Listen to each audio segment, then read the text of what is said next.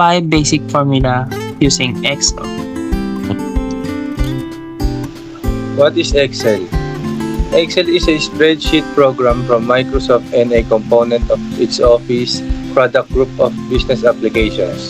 Microsoft Excel enables users to format, organize, and calculate data in a spreadsheet. By organizing data using software like Excel, data analysts and other users can make information easier to view as data is added or changed. Excel contains a large number of boxes called cells that are ordered in rows and columns. Data is placed in these cells. The example of formula in Excel. First, the average function. Let's say we have numbers like 21, 32, 54, 67, 19, 26, 35, 73, 97.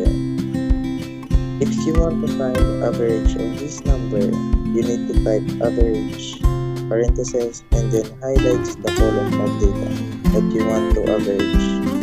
The average of this number is 47.1111. That is the simple way to get average function of Excel. okay. The next one is second is the sum if. As you can see, we already put an example here in sum if, such as the motor type of Yamaha, Honda, Suzuki, and Vesta.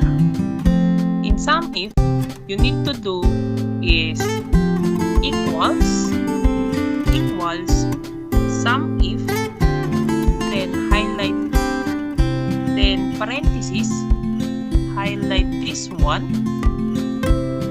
then use comma, then click the Honda, then use again comma, also highlight the numbers here, then use parentheses, then you will get the 46, which is 1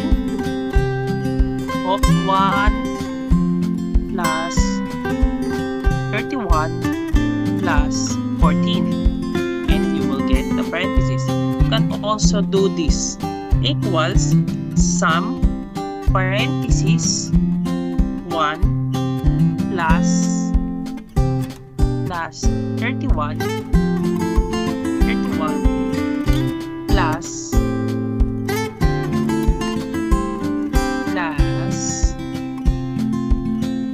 14 then close parenthesis. You will get the 46. The third one is Spreadsheet software has an auto-sum tool that lets you quickly and automatically figure out the total of a range of values. You can save time and effort by doing away with the necessity for manual data entry and calculation. For example, highlight the number in C4 and C5, and then click the auto-sum.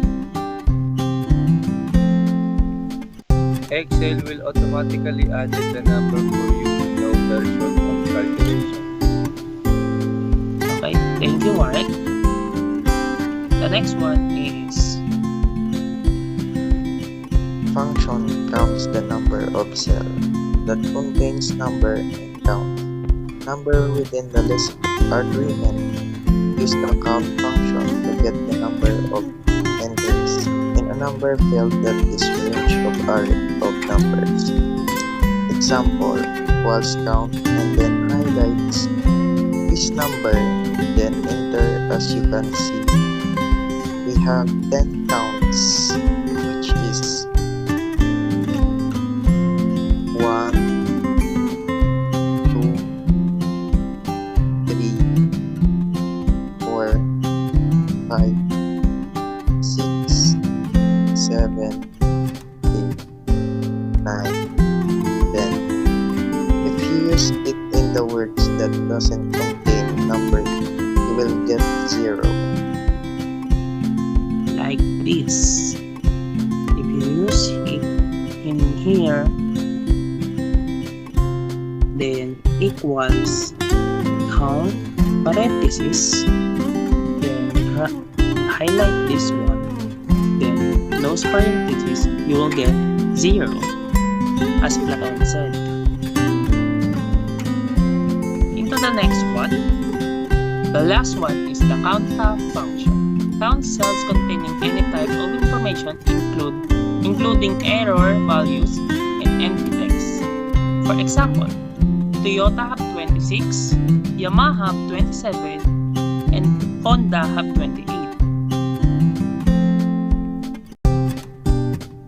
You need to do this equals counta, then parenthesis, and highlight this